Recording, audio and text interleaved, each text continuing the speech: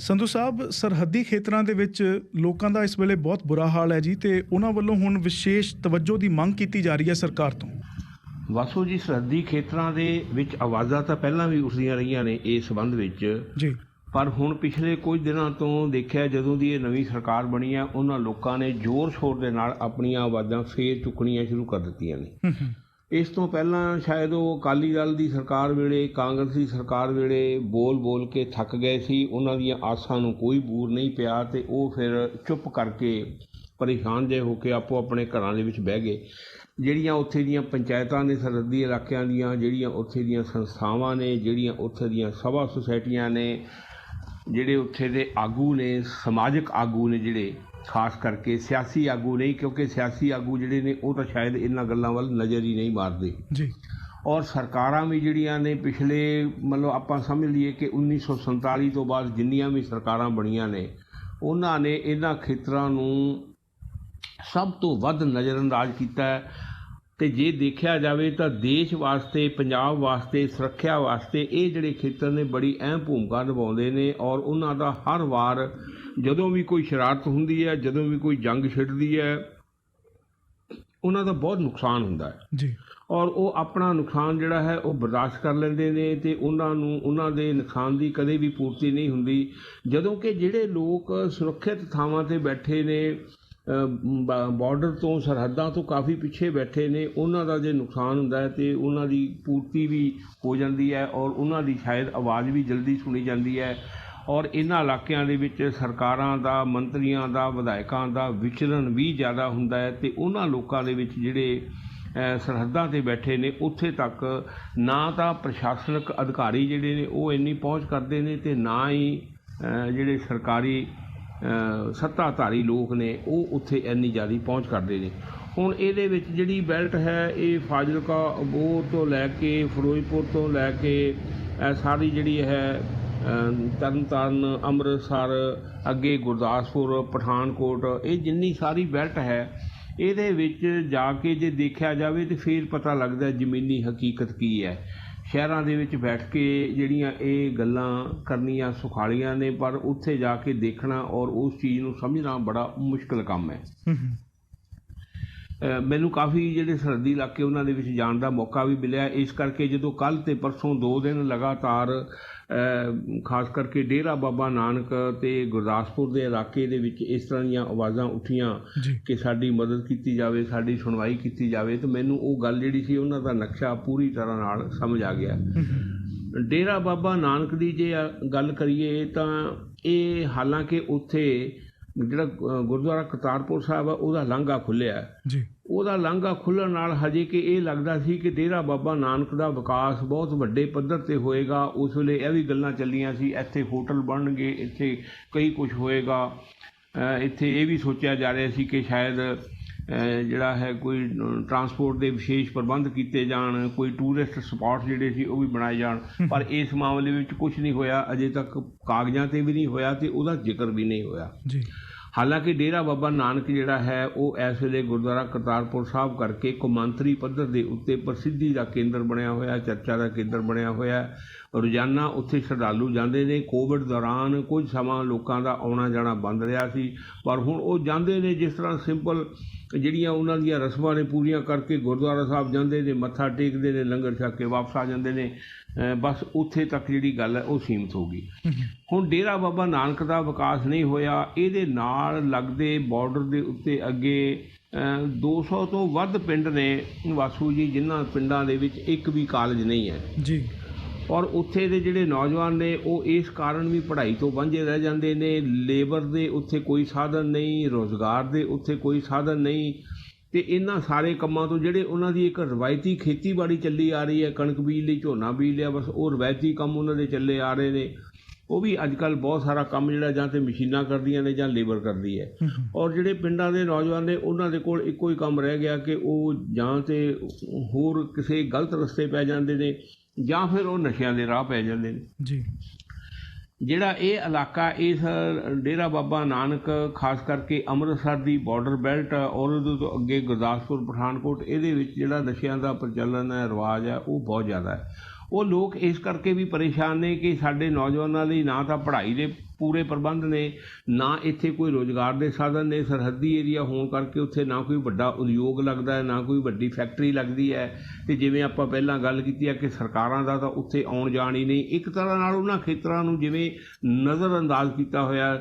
ਜੇ ਕਦੀ ਤੁਹਾਨੂੰ ਉੱਥੇ ਜਾਣ ਦਾ ਮੌਕਾ ਮਿਲੇ ਤੁਸੀਂ ਦੇਖ ਸਕਦੇ ਹੋ ਕਿ ਉਹ ਕਿਸ ਤਰ੍ਹਾਂ ਦੇ ਘਰਾਂ ਵਿੱਚ, ਕਿਸ ਤਰ੍ਹਾਂ ਦੇ ਹਾਲਾਤ ਵਿੱਚ, ਨਾ ਉੱਥੇ ਸੜਕਾਂ ਨੇ ਨਾ ਕੁਛ। ਹਾਂ, ਜਿਹੜੇ ਉੱਥੇ ਅਪਰਾਧ ਹੈ, ਬੁਰਾਈਆਂ ਨੇ ਔਰ ਇਸ ਤਰ੍ਹਾਂ ਦੇ ਨਸ਼ਿਆਂ ਦਾ ਹੈ, ਇਹ ਜ਼ਰੂਰ ਉੱਥੇ ਜਿਹੜਾ ਧੰਦਾ ਹੈ ਇਹ ਵੱਧ ਫੁੱਲ ਰਿਹਾ, ਇਹ ਕੰਮ ਜਿਹੜਾ ਉੱਥੇ ਵੱਧ ਫੁੱਲ ਰਿਹਾ। ਦੂਜੇ ਪਾਸੇ ਗੁਰਦਾਸਪੁਰ ਪਠਾਨਕੋਟ ਬੈਲਟ ਦੇ ਕੁਝ ਪਿੰਡ ਇਹੋ ਜਿਹੇ ਨੇ ਜਿਹੜੇ ਪਾਕਿਸਤਾਨ ਦੇ ਨਾਲ ਲੱਗਦੇ ਨੇ ਔਰ ਇੰਝ ਲੱਗਦਾ ਕਿ ਉਹਨਾਂ ਦਾ ਸੰਬੰਧ ਜ਼ਿਆਦਾ ਪਾਕਿਸਤਾਨ ਨਾਲ ਹੈ, ਭਾਰਤ ਦੇ ਨਾਲ ਉਹਨਾਂ ਦਾ ਕੋਈ ਸੰਬੰਧ ਨਹੀਂ। ਉਹਨਾਂ ਦੇ ਵਿੱਚ ਇੱਕ ਰਾਵੀ ਦਰਿਆ ਪੈਂਦਾ ਹੈ ਔਰ ਉਸ ਤੋਂ ਲੰਘ ਕੇ ਜਾਣ ਵਾਸਤੇ ਅੱਜ ਦੀ ਤਰੀਕ ਤੱਕ ਉਹਨਾਂ ਦੇ ਕੋਲ ਕੋਈ ਪੁਲ ਹੀ ਨਹੀਂ ਹੈ। ਉਹ ਇੱਕ ਕਿਸ਼ਤੀਆਂ ਦਾ ਪੁਲ ਬਣਾ ਕੇ ਉਹਦੇ ਉੱਤੋਂ ਲੰਘਦੇ ਨੇ, ਜਦੋਂ ਬਰਸਾਤਾਂ ਆਉਂਦੀਆਂ ਨੇ ਉਦੋਂ ਉਹ ਟੁੱਟ ਜਾਂਦਾ। ਉਹਨਾਂ ਲੋਕਾਂ ਨੇ ਬੜੀ ਵਾਰ ਇਹ ਮੰਗ ਉਠਾਈ ਔਰ ਉਸ ਸੰਬੰਧ ਵਿੱਚ ਬਹੁਤ ਵੱਡੇ ਪੱਧਰ ਦੇ ਉੱਤੇ ਚਾਰਾਜੋਈ ਵੀ ਕੀਤੀ, ਪਰ ਉਹ ਪੁਲ ਨਹੀਂ ਬਣ ਸਕਿਆ। ਇਸ ਕਰਕੇ ਲੜਕੀਆਂ ਤਾਂ ਉੱਥੇ ਦੀਆਂ ਪੜ੍ਹ ਹੀ ਨਹੀਂ ਸਕਦੀਆਂ। ਕੁਛ 10-12 ਪਿੰਡ ਇਹੋ ਜਿਹੇ ਨੇ ਉੱਥੇ ਦੱਸੇ ਜਾਂਦੇ ਨੇ ਜਿਨ੍ਹਾਂ ਦੇ ਕੋਲ ਨਾ ਕੋਈ ਹਸਪਤਾਲ ਹੈ। ਸਾਰੇ ਪਿੰਡਾਂ ਦੇ ਵਿੱਚ ਇੱਕ ਸਕੂਲ ਹੈ, ਉਹ ਵੀ ਮਿਡਲ ਪੱਧਰ ਤੱਕ ਦਾ, ਔਰ ਉੱਥੇ ਜਿਹੜੇ ਬੱਚੇ ਕੁਛ ਗਿਣਤੀ ਦੇ ਪੜ੍ਹ ਗਏ, ਉਸ ਤੋਂ ਅੱਗੇ ਨਹੀਂ। ਔਰ ਉਹਨਾਂ ਲੋਕਾਂ ਨੇ ਵੀ ਇਹ ਮੰਗ ਉਠਾਈ ਹੈ, ਆਵਾਜ਼ ਉਠਾਈ ਹੈ ਕਿ ਸਰਕਾਰ ਨੂੰ ਸਰਹੱਦੀ ਇਲਾਕਿਆਂ ਵਾਲੇ ਪਾਸੇ ਵਿਸ਼ੇਸ਼ ਤਵੱਜੋ ਦੇਣੀ ਚਾਹੀਦੀ ਹੈ, ਨਹੀਂ ਤਾਂ ਇਹ ਇਲਾਕੇ ਜਿਹੜੇ ਨੇ ਪਹਿਲਾਂ ਹੀ ਬਰਬਾਦ ਨੇ, ਦਿਨੋਂ ਦਿਨ ਹੋਰ ਬਰਬਾਦ ਹੁੰਦੇ ਜਾਣਗੇ। ਔਰ ਜੇ ਸਰਹੱਦੀ ਲੋਕ ਉੱਥੋਂ ਮੰਨ ਲਓ ਕੱਲ੍ਹ ਨੂੰ ਉੱਜੜ ਜਾਂਦੇ ਨੇ, ਕੁਝ ਹੋ ਜਾਂਦਾ ਹੈ, ਤਾਂ ਭਾਰਤ ਵਾਸਤੇ, ਪੰਜਾਬ ਵਾਸਤੇ ਸੁਰੱਖਿਆ ਦਾ ਵੀ ਵੱਡਾ ਖਤਰਾ ਬਣ ਜਾਏਗਾ। ਇਹ ਲੋਕ ਇੱਕ ਤਰ੍ਹਾਂ ਨਾਲ ਬਾਰਡਰ ਦੇ ਉੱਤੇ ਬੈਠੇ ਨੇ, ਪਹਿਰੇਦਾਰੀ ਦਾ ਕੰਮ ਵੀ ਨਾਲ ਨਾਲ ਨਿਭਾ ਰਹੇ ਨੇ ਔਰ ਆਪਣੀ ਰੁੱਖੀ ਮਿੱਸੀ ਰੋਟੀ ਜਿਹੜੀ ਆ ਖਾ ਕੇ ਗੁਜ਼ਾਰਾ ਕਰ ਰਹੇ ਨੇ। ਮੰਤਰੀਆਂ ਨੂੰ ਔਰ ਪ੍ਰਸ਼ਾਸਨਿਕ ਅਧਿਕਾਰੀਆਂ ਨੂੰ ਵਾਰ-ਵਾਰ ਉਹਨਾਂ ਵੱਲੋਂ ਮੰਗ ਪੱਤਰ ਦੇ ਕੇ ਇਹ ਸਵਾਲ ਉਠਾਇਆ ਗਿਆ ਹੈ ਕਿ ਸਾਡੇ ਵਾਸਤੇ ਕੁਛ ਜਿਹੜੀਆਂ ਵਿਸ਼ੇਸ਼ ਸਹੂਲਤਾਂ ਨੇ। ਉਹ ਕਿੰਨੀ ਮੰਦਭਾਗੀ ਗੱਲ ਹੈ ਕਿ 200-250 ਪਿੰਡਾਂ ਦੇ ਵਿੱਚ ਇੱਕ ਵੀ ਕਾਲਜ ਨਹੀਂ ਹੈ ਔਰ ਆਖਰਕਾਰ ਜਿਹੜੇ ਉੱਥੋਂ ਦੇ ਬੱਚੇ ਨੇ ਬਹੁਤ ਜ਼ਿਆਦਾ ਦੂਰ ਉਹ ਪੜ੍ਹਨ ਵਾਸਤੇ ਨਹੀਂ ਜਾ ਸਕਦੇ ਅਤੇ ਫਿਰ ਉਹਨਾਂ ਦੀ ਪੜ੍ਹਾਈ ਜਿਹੜੀ ਆ ਉਹ ਅਧਵਾਟੇ ਰਹਿ ਜਾਂਦੀ। ਸੋ ਅਜਿਹੇ ਹਾਲਾਤ ਦੇ ਵਿੱਚ ਉਹ ਜਿਹੜੇ ਲੋਕ ਨੇ ਜੀ ਰਹੇ ਨੇ ਔਰ ਮੰਗ ਕਰਦੇ ਨੇ ਸਰਕਾਰ ਤੋਂ ਕਿ ਵਿਸ਼ੇਸ਼ ਤਵੱਜੋ ਉਹਨਾਂ ਵੱਲ ਦਿੱਤੀ ਜਾਵੇ। ਜੀ ਸੰਧੂ ਸਾਹਿਬ, ਕਪਿਲ ਸਿੱਬਲ ਵੀ ਹੁਣ ਕਾਂਗਰਸ ਨੂੰ ਅਲਵਿਦਾ ਕਹਿ ਗਏ ਨੇ। ਸਮਾਜਵਾਦੀ ਪਾਰਟੀ ਦੇ ਸਮਰਥਨ ਨਾਲ ਰਾਜ ਸਭਾ ਦੀ ਸੀਟ ਉਹਨਾਂ ਸਵੀਕਾਰ ਕੀਤੀ ਹੈ। ਲੱਗਦਾ ਐਵੇਂ ਹੈ ਕਿ ਸਿੱਬਲ ਸਾਹਿਬ ਨੂੰ ਵੀ ਹੁਣ ਪਤਾ ਵੀ ਕਾਂਗਰਸ ਦਾ ਅਗਲੇ 2-3 ਸਾਲਾਂ ਦੇ ਵਿੱਚ ਜਾਂ 5 ਸਾਲਾਂ ਦੇ ਵਿੱਚ ਕੋਈ ਚਾਂਸ ਹੈ ਨਹੀਂ ਸੱਤਾ ਦੇ ਵਿੱਚ ਆਉਣ ਦਾ, ਅਤੇ ਜਿਹੜੇ ਆਪਣੇ ਰਾਜਨੀਤਿਕ ਜੀਵਨ ਦੇ ਅਖੀਰਲੇ ਕੁਝ ਸਾਲ ਨੇ ਉਹ ਆਰਾਮ ਨਾਲ ਜਾ ਕੇ ਰਾਜ ਸਭਾ ਬਤੀਤ ਕੀਤੇ ਜਾਣ। ਵਾਸੂ ਜੀ, ਇਹ ਕਪਿਲ ਸਿੱਬਲ ਦਾ ਵਿਚਾਰ ਨਹੀਂ ਹੈ, ਇਹ ਬਹੁਤ ਸਾਰੇ ਲੋਕਾਂ ਦਾ ਵਿਚਾਰ ਹੈ ਔਰ ਮੀਡੀਆ ਵਿੱਚ ਵੀ ਲਗਾਤਾਰ ਖਬਰਾਂ ਇਸੇ ਤਰ੍ਹਾਂ ਦੀ ਆ ਰਹੀਆਂ ਨੇ ਕਿ ਸਮਝ ਨਹੀਂ ਲੱਗ ਰਿਹਾ ਕਾਂਗਰਸ ਜਿਹੜੀ ਹੈ ਉਹ ਕਿਸ ਰਸਤੇ ਦੇ ਉੱਤੇ ਚੱਲ ਰਹੀ ਹੈ। ਜੀ ਪਿਛਲੇ ਕੁਛ ਮਤਲਬ ਆਪਾਂ 2014 ਦੀਆਂ ਚੋਣਾਂ ਤੋਂ, ਜਿਹੜੀਆਂ ਲੋਕ ਸਭਾ ਦੀਆਂ 2014 ਵਿੱਚ ਚੋਣਾਂ ਹੋਈਆਂ ਸੀ, ਜੇ ਉਸ ਤੋਂ ਅੱਗੇ ਆਪਾਂ ਇਹਨੂੰ ਦੇਖੀਏ ਤਾਂ 14 ਵਿੱਚ ਚੋਣਾਂ ਹੋਈਆਂ, 19 ਵਿੱਚ ਚੋਣਾਂ ਹੋਈਆਂ ਔਰ ਇਸ ਦੌਰਾਨ ਬਹੁਤ ਸਾਰੀਆਂ ਜਿਹੜੀਆਂ ਸੀ ਅਸੈਂਬਲੀ ਚੋਣਾਂ, ਤਕਰੀਬਨ ਸਾਰੇ ਦੇਸ਼ ਵਿੱਚ ਅਸੈਂਬਲੀ ਚੋਣਾਂ ਹੋਈਆਂ। ਤਾਂ ਜਿਹੜਾ ਕਾਂਗਰਸ ਦਾ ਗ੍ਰਾਫ ਹੈ ਉਹ ਦਿਨੋਂ ਦਿਨ ਥੱਲੇ ਡਿੱਗਦਾ ਗਿਆ। ਕਾਂਗਰਸ ਹਰ ਵਾਰ ਜਿਹੜੀਆਂ ਚਾਹੇ ਵਿਧਾਨ ਸਭਾ ਚੋਣਾਂ ਹੋਣ ਚਾਹੇ ਲੋਕ ਸਭਾ ਚੋਣਾਂ ਹੋਣ, ਉਹਨਾਂ ਦੇ ਵਿੱਚ ਬੁਰੀ ਤਰ੍ਹਾਂ ਨਾਲ ਹਾਰ ਦਾ ਸਾਹਮਣਾ ਕਰਨ ਤੋਂ ਬਾਅਦ ਉਹ ਜਿਹੜਾ ਚਿੰਤਨ ਮੰਥਨ ਕਰਨ ਵਾਲੇ ਪਾਸੇ ਨੂੰ ਜਾਂਦੀ ਹੈ, ਪਰ ਉਹਨਾਂ ਦਾ ਚਿੰਤਨ ਮੰਥਨ ਦਾ ਕੋਈ ਨਤੀਜਾ ਨਹੀਂ ਨਿਕਲਦਾ। ਹੁਣ ਹਾਲ ਹੀ ਦੇ ਵਿੱਚ ਰਾਜਸਥਾਨ ਦੇ ਵਿੱਚ ਵੀ ਉਹਨਾਂ ਨੇ ਜਿਹੜਾ ਹੈ ਉਹ ਚਿੰਤਨ ਸ਼ਿਵਰ ਲਾਇਆ ਸੀ, ਚਿੰਤਨ ਕੈਂਪ ਲਾਇਆ ਸੀ, ਜਿੱਥੇ ਦੇਸ਼ ਭਰ ਦੇ ਨੇਤਾਵਾਂ ਨੂੰ ਬੁਲਾਇਆ ਗਿਆ ਔਰ ਉੱਥੇ ਵਿਚਾਰ ਚਰਚੇ ਕੀਤੇ ਗਏ ਔਰ ਕੋਈ ਬਹੁਤ ਜ਼ਿਆਦਾ ਖੁੱਲ੍ਹ ਕੇ ਉਹਦੀ ਚੀਜ਼ ਸਾਹਮਣੇ ਨਹੀਂ ਆਈ ਕਿ ਅਸੀਂ ਕੀ ਇਹ ਕਿਹਾ ਗਿਆ ਕਿ ਜਥੇਬੰਦਕ ਢਾਂਚੇ ਦੇ ਵਿੱਚ ਅਦਲਾ ਬਦਲੀ ਕਰਾਂਗੇ, ਨੀਤੀਆਂ ਦੇ ਵਿੱਚ ਅਦਲਾ ਬਦਲੀ ਕਰਾਂਗੇ ਔਰ ਘੁੰਮ ਫਿਰ ਕੇ ਸੂਈ ਫਿਰ ਉੱਥੇ ਹੀ ਆ ਰਹੀ ਹੈ ਕਿ ਕੁਝ ਲੋਕਾਂ ਨੂੰ ਇਹ ਜ਼ਿੰਮੇਵਾਰੀ ਸੌਂਪੀ ਗਈ ਹੈ ਕਿ ਤੁਸੀਂ ਦੱਸੋ ਜਿਹੜਾ ਪਾਰਟੀ ਦਾ ਪ੍ਰਧਾਨ ਕੌਣ ਹੋਵੇ। ਅਤੇ ਨੈਚੁਰਲੀ ਗੱਲ ਹੈ ਕਿ ਉਹਦੇ ਵਿੱਚੋਂ ਜਿਹੜਾ ਨਾਂ ਉੱਭਰ ਕੇ ਸਾਹਮਣੇ ਆ ਰਿਹਾ ਉਹ ਰਾਹੁਲ ਗਾਂਧੀ ਦਾ ਹੀ ਆ ਰਿਹਾ ਔਰ ਲੱਗਦਾ ਹੈ ਕਿ ਇੱਕ ਵਾਰ ਫਿਰ ਰਾਹੁਲ ਗਾਂਧੀ ਨੂੰ ਪ੍ਰਧਾਨਗੀ ਦਿੱਤੀ ਜਾਏਗੀ। ਪਹਿਲਾਂ ਵੀ ਪ੍ਰਧਾਨਗੀ ਦਿੱਤੀ ਗਈ ਸੀ, ਜਦੋਂ ਲੋਕ ਸਭਾ ਚੋਣਾਂ ਵਿੱਚ ਹਾਰ ਹੋਈ ਅਤੇ ਉਹਨਾਂ ਨੇ ਪ੍ਰਧਾਨਗੀ ਛੱਡ ਦਿੱਤੀ। ਉਦੋਂ ਤੋਂ ਲੈ ਕੇ ਕਾਂਗਰਸ ਦੇ ਵਿੱਚ ਕੋਈ ਪ੍ਰਧਾਨ ਹੀ ਨਹੀਂ ਹੈ। ਸ਼੍ਰੀਮਤੀ ਸੋਨੀਆ ਗਾਂਧੀ ਜਿਹੜੇ ਨੇ ਉਹ ਹੀ ਕੰਮ ਚਲਾ ਰਹੇ ਨੇ ਮਾੜਾ ਥੋੜਾ। ਇਸ ਦੌਰਾਨ ਬੜੇ ਵੱਡੇ ਲੋਕ ਜਿਹੜੇ ਕਾਂਗਰਸ ਦੇ ਨਾਲ ਜੁੜੇ ਹੋਏ ਸੀ ਉਹ ਛੱਡ ਕੇ ਚਲੇ ਗਏ ਔਰ ਹਾਲ ਹੀ ਵਿੱਚ ਆਪਾਂ ਵੇਖੀਏ ਤਾਂ ਜਿਹੜੇ ਗੁਜਰਾਤ ਦੇ ਵਿੱਚ ਬਹੁਤ ਵੱਡੇ ਸੀਗੇ ਨੇਤਾ ਹਾਰਦਿਕ ਪਟੇਲ, ਉਹ ਵੀ ਛੱਡ ਕੇ ਕਾਂਗਰਸ ਤੋਂ ਬਾਹਰ ਹੋ ਗਏ। ਉਹਦੇ ਤੋਂ ਬਾਅਦ ਪੰਜਾਬ ਦੇ ਵਿੱਚ ਜਿਹੜੇ ਸਾਬਕਾ ਪ੍ਰਧਾਨ ਸੀ ਔਰ ਜਿਹੜੇ ਬਹੁਤ ਸੀਨੀਅਰ ਲੀਡਰ ਸੀਗੇ ਸੁਨੀਲ ਜਾਖੜ ਜਿਨ੍ਹਾਂ ਦਾ ਪਰਿਵਾਰ 50 ਸਾਲਾਂ ਤੋਂ ਕਾਂਗਰਸ ਦੇ ਨਾਲ ਕੰਮ ਕਰ ਰਿਹਾ ਉਹ ਵੀ ਛੱਡ ਕੇ ਬਾਹਰ ਹੋ ਗਏ ਤੇ ਹੁਣ ਕਪਿਲ ਸਿੱਬਲ ਜਿਹੜੇ ਨੇ ਉਹਨਾਂ ਨੇ ਵੀ ਕਾਂਗਰਸ ਨੂੰ ਰਸਮੀ ਤੌਰ ਤੇ ਅਲਵਿਦਾ ਕਹਿ ਦਿੱਤਾ ਹੈ ਜੀ। ਕਪਿਲ ਸਿੱਬਲ ਪਿਛਲੇ ਕਾਫੀ ਸਾਲਾਂ ਤੋਂ ਕਾਂਗਰਸ ਦੇ ਨਾਲ ਹਾਈ ਕਮਾਂਡ ਦੇ ਨਾਲ ਨਾਰਾਜ਼ ਚੱਲੇ ਆ ਰਹੇ ਸੀ। ਇਹਨਾਂ ਨੇ ਇੱਕ ਆਪਣਾ ਗਰੁੱਪ 23 ਬਣਾਇਆ ਹੋਇਆ ਸੀ ਜਿਹਦੇ ਵਿੱਚ 23 ਦੇ ਕਰੀਬ ਸੀਨੀਅਰ ਨੇਤਾ ਸੀਗੇ ਜਿਨ੍ਹਾਂ ਵਿੱਚ ਗੁਲਾਮ ਨਬੀ ਆਜ਼ਾਦ, ਕਪਿਲ ਸਿੱਬਲ ਅਤੇ ਹੋਰ ਨੇਤਾ ਸ਼ਾਮਲ ਸੀ ਔਰ ਕਪਿਲ ਸਿੱਬਲ ਨੂੰ ਉਹਦੇ ਵਿੱਚ ਦੂਜੇ ਨੰਬਰ ਦਾ ਸਥਾਨ ਹਾਸਲ ਸੀ। ਉਹ ਵਾਰ-ਵਾਰ ਇਸ ਗੱਲ ਦੇ ਉੱਤੇ ਹੀ ਕਿੰਤੂ ਪਰੰਤੂ ਕਰਦੇ ਰਹੇ, ਹਾਈ ਕਮਾਂਡ ਦੇ ਨਾਲ ਚਰਚਾ ਵੀ ਕਰਦੇ ਰਹੇ, ਟਿੱਪਣੀਆਂ ਵੀ ਕਰਦੇ ਰਹੇ, ਬਿਆਨ ਵੀ ਕਰਦੇ ਰਹੇ ਕਿ ਹਾਈ ਕਮਾਂਡ ਜਿਹੜੀ ਹੈ ਉਸ ਨੂੰ ਇਹ ਫੈਸਲਾ ਕਰਨਾ ਚਾਹੀਦਾ ਹੈ। ਕਾਂਗਰਸ ਜਿਹੜੀ ਹੈ ਇਹ ਕਿਸੇ ਇੱਕ ਪਰਿਵਾਰ ਦੀ ਨਹੀਂ ਹੈ, ਇਹ ਸਾਰੇ ਲੋਕਾਂ ਦੀ ਕਾਂਗਰਸ ਹੈ, ਘਰ ਘਰ ਦੀ ਕਾਂਗਰਸ ਹੈ, ਇਹ ਸਿਰਫ ਇੱਕ ਪਰਿਵਾਰ ਦੀ ਕਾਂਗਰਸ ਨਹੀਂ ਹੈ। ਇਸ ਕਰਕੇ ਇਹਨੂੰ ਪਰਿਵਾਰ ਦੇ ਵਿੱਚੋਂ ਬਾਹਰ ਕੱਢਿਆ ਜਾਵੇ ਕਿਉਂਕਿ ਪਰਿਵਾਰ ਜਿਹੜਾ ਹੈ ਉਹ ਕਾਂਗਰਸ ਨੂੰ ਚਲਾਉਣ ਦੇ ਵਿੱਚ ਪੂਰੀ ਤਰ੍ਹਾਂ ਕਾਮਯਾਬ ਨਹੀਂ ਹੋ ਸਕਿਆ। ਇੱਕ ਤਾਂ ਗੱਲ ਇਹ ਹੈ। ਦੂਜੀ ਗੱਲ ਇਹ ਆ ਕਿ ਜਦੋਂ 5 ਰਾਜਾਂ ਦੇ ਵਿੱਚ ਫਰਵਰੀ ਦੇ ਵਿੱਚ ਚੋਣਾਂ ਹੋਈਆਂ, ਮਾਰਚ ਦੇ ਵਿੱਚ ਨਤੀਜੇ ਆਏ, 5 ਥਾਵਾਂ ਦੇ ਉੱਤੇ ਸਰਕਾਰਾਂ ਬਣੀਆਂ, ਕਿਤੇ ਵੀ ਕਾਂਗਰਸ ਜਿਹੜੀ ਹੈ ਉਹ ਸਰਕਾਰ ਨਹੀਂ ਬਣਾ ਸਕੀ। ਉਸ ਤੋਂ ਬਾਅਦ ਵੀ ਕਪਿਲ ਸਿੱਬਲ ਨੇ ਇਹ ਨਿਸ਼ਾਨਾ ਲਾਇਆ ਸੀ ਕਿ ਰਾਹੁਲ ਗਾਂਧੀ ਜਿਹੜੇ ਨੇ ਉਹ ਪ੍ਰਧਾਨ ਨਾ ਹੋਣ ਦੇ ਬਾਵਜੂਦ ਸਾਰੇ ਫੈਸਲੇ ਉਹ ਲੈਂਦੇ ਨੇ, ਕਿੱਥੇ ਕੌਣ ਚੋਣ ਲੜੇਗਾ, ਕੀ ਹੋਏਗਾ, ਕਿੱਥੇ ਟਿਕਟਾਂ ਦੀ ਵੰਡ ਹੋਣੀਆਂ, ਕੀ ਹੋਣਾ, ਸਾਰੇ ਫੈਸਲੇ ਅਹਿਮ ਜਿਹੜੇ ਨੇ ਉਹ ਰਾਹੁਲ ਗਾਂਧੀ ਲੈ ਰਹੇ ਨੇ ਹਜੇ ਕਿ ਉਹ ਪ੍ਰਧਾਨ ਨਹੀਂ ਹੈ। ਭਾਵਾਂ ਕਿ ਹੁਕਮਨਾਮਾ ਜਿਹੜਾ ਜਾਂ ਆਦੇਸ਼ ਜਿਹੜੇ ਨੇ ਜਾਂ ਜੋ ਵੀ ਆਰਡਰ ਜਾਰੀ ਕੀਤਾ ਜਾਂਦਾ ਉਹ ਸਾਰਾ ਤਾਂ ਸ਼੍ਰੀਮਤੀ ਸੋਨੀਆ ਗਾਂਧੀ ਵੱਲੋਂ ਜਾਰੀ ਕੀਤਾ ਜਾਂਦਾ ਪਰ ਮੋਹਰ ਉਸੇ ਗੱਲ ਦੇ ਉੱਤੇ ਲੱਗਦੀ ਹੈ ਜਿਹੜਾ ਫੈਸਲਾ ਰਾਹੁਲ ਗਾਂਧੀ ਵੱਲੋਂ ਲਿਆ ਜਾਂਦਾ ਹੈ। ਪਰ ਕਪਿਲ ਸਿੱਬਲ ਨੇ ਕਿਹਾ ਸੀ ਜਦੋਂ ਚੋਣਾਂ ਦੇ ਵਿੱਚ ਕਿਤੇ ਹਾਰ ਹੁੰਦੀ ਹੈ ਉਹਦੀ ਜ਼ਿੰਮੇਵਾਰੀ ਰਾਹੁਲ ਗਾਂਧੀ ਨਹੀਂ ਲੈਂਦਾ, ਉਹ ਭਾਂਡਾ ਦੂਜਿਆਂ ਦੇ ਸਿਰ ਭੰਨਿਆ ਜਾਂਦਾ ਹੈ ਤੇ ਫਿਰ ਉਹਨਾਂ ਵਿੱਚੋਂ ਕਈਆਂ ਦੀ ਛਾਂਟੀ ਕਰ ਦਿੱਤੀ ਜਾਂਦੀ ਹੈ, ਕਿਤੇ ਪ੍ਰਧਾਨ ਹਟਾਏ ਜਾਂਦੇ ਨੇ, ਕਿਤੇ ਸੀਨੀਅਰ ਅਹੁਦੇਦਾਰ ਹਟਾਏ ਜਾਂਦੇ ਨੇ ਤੇ ਉਹ ਰਾਹੁਲ ਗਾਂਧੀ ਆਪ ਕੋਈ ਜ਼ਿੰਮੇਵਾਰੀ ਜਿਹੜੀ ਆ ਉਹ ਨਹੀਂ ਨਿਭਾਉਂਦੇ। ਦੂਜੀ ਗੱਲ ਇਹ। ਤੀਜੀ ਗੱਲ ਇਹ ਕਿ ਕਪਿਲ ਸਿੱਬਲ ਨੂੰ ਇਸ ਵਾਰੀ ਇਹ ਨਹੀਂ ਲੱਗਦਾ ਸੀ ਕਿ ਕਾਂਗਰਸ ਉਹਨਾਂ ਨੂੰ ਰਾਜ ਸਭਾ ਦੇ ਵਿੱਚ ਯੂਪੀ ਤੋਂ ਫੇਰ ਭੇਜ ਸਕੇਗੀ ਕਿਉਂਕਿ ਕਾਂਗਰਸ ਦੇ ਕੋਲ ਉੱਥੇ ਵਿਧਾਇਕਾਂ ਦੀ ਇੰਨੀ ਗਿਣਤੀ ਹੀ ਨਹੀਂ ਤੇ ਕਾਂਗਰਸ ਨਾਲੋਂ ਉਹਨਾਂ ਦਾ ਜਿਹੜੀਆਂ ਉਹਨਾਂ ਦੀਆਂ ਨੀਤੀਆਂ ਨੇ, ਉਹਨਾਂ ਦੀ ਵਿਚਾਰਧਾਰਾ ਉਹਦੇ ਤੋਂ ਵੀ, ਸਿਧਾਂਤਾਂ ਤੋਂ ਔਰ ਕਾਰਜਸ਼ੈਲੀ ਤੋਂ ਉਹਨਾਂ ਦਾ ਮੋਹ ਭੰਗ ਪਹਿਲਾਂ ਹੀ ਹੋ ਚੁੱਕਾ ਹੈ। ਦੂਜੇ ਪਾਸੇ ਜੇ ਉਹਨਾਂ ਨੂੰ ਕੋਈ ਇਹ ਆਸ ਸੀ ਕਿ ਮੈਨੂੰ ਹੁਣ ਦੁਬਾਰਾ ਫਿਰ ਇੱਥੋਂ ਪਹਿਲਾਂ ਵੀ ਉਹ ਰਾਜ ਸਭਾ ਦੇ ਮੈਂਬਰ ਸੀ, ਉਹਨਾਂ ਨੂੰ ਦੁਬਾਰਾ ਫਿਰ ਇੱਥੋਂ ਰਾਜ ਸਭਾ 'ਚ ਭੇਜਿਆ ਜਾਏਗਾ, ਉਹ ਉਹਨਾਂ ਨੂੰ ਲੱਗਦਾ ਸੀ ਕਿ ਮੈਨੂੰ ਕਾਂਗਰਸ ਭੇਜ ਨਹੀਂ ਸਕਦੀ ਔਰ ਨਾਰਾਜ਼ਗੀ ਵੀ ਉਹਨਾਂ ਦੀ ਚੱਲ ਰਹੀ ਹੈ। ਇਸ ਦੌਰਾਨ 3 ਹੋਰ ਪਾਰਟੀਆਂ ਜਿਹੜੀਆਂ ਨੇ ਉਹ ਕਪਿਲ ਸਿੱਬਲ ਵੱਲ ਪਿਛਲੇ ਕਾਫੀ ਦਿਨਾਂ ਤੋਂ ਹੱਥ ਵਧਾ ਰਹੀਆਂ ਸੀ ਜਿਨ੍ਹਾਂ ਦੇ ਵਿੱਚ ਸਮਾਜਵਾਦੀ ਪਾਰਟੀ ਵੀ ਸੀ, ਬਿਹਾਰ ਵਿੱਚ ਲਾਲੂ ਪ੍ਰਸਾਦ ਦੀ ਜਿਹੜੀ ਆ ਰਾਸ਼ਟਰੀ ਜਨਤਾ ਦਲ ਉਹ ਵੀ ਸੀ, ਝਾਰਖੰਡ ਦਾ ਜਿਹੜਾ ਝਾਰਖੰਡ ਮੁਕਤੀ ਮੋਰਚਾ ਹੈ ਉਹ ਵੀ ਸੀ। ਇਹ ਤਿੰਨੇ ਚਾਹੁੰਦੇ ਸੀ ਕਿ ਜੇ ਕਪਿਲ ਸਿੱਬਲ ਸਾਡੇ ਨਾਲ ਜੁੜ ਜਾਣ ਤੇ ਅਸੀਂ ਉਹਨਾਂ ਨੂੰ ਰਾਜ ਸਭਾ ਦੇ ਵਿੱਚ ਭੇਜ ਦਈਏ। ਉਹਨਾਂ ਦੇ ਆਪਣੇ ਆਪਣੇ ਮੋਟਿਵ ਸੀ। ਬਿਹਾਰ ਦੇ ਲਾਲੂ ਪ੍ਰਸਾਦ ਯਾਦਵ ਜਿਹੜੇ ਨੇ ਉਹਨਾਂ ਦਾ ਕੇਸ ਵੀ ਕਪਿਲ ਸਿੱਬਲ ਲੜ ਰਹੇ ਨੇ, ਜਿਹੜਾ ਚਾਰਾ ਘੁਟਾਲੇ ਦੇ ਵਿੱਚ ਉਹ ਫਸੇ ਨੇ, ਹੋਰ ਵੀ ਕਈ ਉਲਝਣਾਂ 'ਚ ਫਸੇ ਨੇ। ਔਰ ਦੂਜੇ ਪਾਸੇ ਜਿਹੜਾ ਝਾਰਖੰਡ ਤੋਂ ਜਿਹੜੇ ਉੱਥੇ ਦੇ ਮੁੱਖ ਮੰਤਰੀ ਨੇ ਹੇਮੰਤ ਸੋਰੇਨ, ਉਹਨਾਂ ਦਾ ਕੇਸ ਜਿਹੜੇ ਉਹ ਵੀ ਕਾਫੀ ਮੁਸ਼ਕਲਾਂ 'ਚ ਘਿਰੇ ਹੋਏ ਨੇ। ਉਹ ਵੀ ਕੇਸ ਜਿਹੜਾ ਹੈ ਉਹ ਕਪਿਲ ਸਿੱਬਲ ਹੀ ਲੜ ਰਹੇ ਨੇ ਔਰ ਉਹ ਵੀ ਚਾਹੁੰਦੇ ਸੀ ਕਿ ਕਪਿਲ ਸਿੱਬਲ ਸਾਡੇ ਨਾਲ ਜੁੜ ਜਾਣ। ਲਾਲੂ ਪ੍ਰਸਾਦ ਚਾਹੁੰਦੇ ਸੀ ਕਪਿਲ ਸਿੱਬਲ ਸਾਡੇ ਨਾਲ ਜੁੜ ਜਾਣ, ਹੇਮੰਤ ਸੋਰੇਨ ਚਾਹੁੰਦੇ ਸੀ ਸਾਡੇ ਨਾਲ ਜੁੜ ਜਾਣ। ਦੂਜੇ ਪਾਸੇ ਅਖਿਲੇਸ਼ ਯਾਦਵ ਇਹ ਚਾਹੁੰਦੇ ਸੀ ਕਿ ਜਿਹੜੇ ਕਪਿਲ ਸਿੱਬਲ ਨੇ ਇਹ ਸਾਡੇ ਨਾਲ ਜੁੜ ਜਾਣ। ਪਰ ਉਹ ਹਾਲਾਂਕਿ ਉਹਨਾਂ ਨੇ ਰਸਮੀ ਤੌਰ 'ਤੇ ਸਮਾਜਵਾਦੀ ਪਾਰਟੀ ਜੁਆਇਨ ਨਹੀਂ ਕੀਤੀ, ਪਰ ਬਾਕੀ ਸਾਰਿਆਂ ਨੂੰ ਕਿਨਾਰਾ ਕਰਕੇ ਕਾਂਗਰਸ ਤੋਂ ਮੁਕੰਮਲ ਤੌਰ 'ਤੇ ਆਪਣਾ ਰਿਜ਼ਾਈਨ ਦੇ ਕੇ, ਅਸਤੀਫਾ ਦੇ ਕੇ ਉਹਨਾਂ ਨੇ ਸਮਾਜਵਾਦੀ ਪਾਰਟੀ ਦੀ ਹਮਾਇਤ ਨਾਲ ਰਾਜ ਸਭਾ ਦੀ ਜਿਹੜੀ ਨਾਮਜ਼ਦਗੀ ਆ ਉਹ ਭਰ ਦਿੱਤੀ ਹੈ। ਰਾਜ ਸਭਾ ਦੀਆਂ ਕੁਝ ਸੀਟਾਂ ਜਿਹੜੀਆਂ ਨੇ ਉਹ ਚੋਣਾਂ ਉਹਨਾਂ ਦੇ ਉੱਤੇ ਹੋਣੀਆਂ ਨੇ, ਜਿਨ੍ਹਾਂ ਵਿੱਚ ਉੱਤਰ ਪ੍ਰਦੇਸ਼ ਦੀਆਂ ਕੁਝ ਸੀਟਾਂ ਵੀ ਨੇ, ਪੰਜਾਬ ਦੀਆਂ ਵੀ ਨੇ, ਹੋਰ ਰਾਜਾਂ ਦੀਆਂ ਵੀ ਨੇ। 31 ਮਈ ਤੱਕ ਇਹਨਾਂ ਦੀਆਂ ਨਾਮਜ਼ਦਗੀਆਂ ਹੋਣੀਆਂ ਨੇ, ਉਸ ਤੋਂ ਬਾਅਦ 10 ਜੂਨ ਨੂੰ ਵੋਟਾਂ ਪੈਣਗੀਆਂ।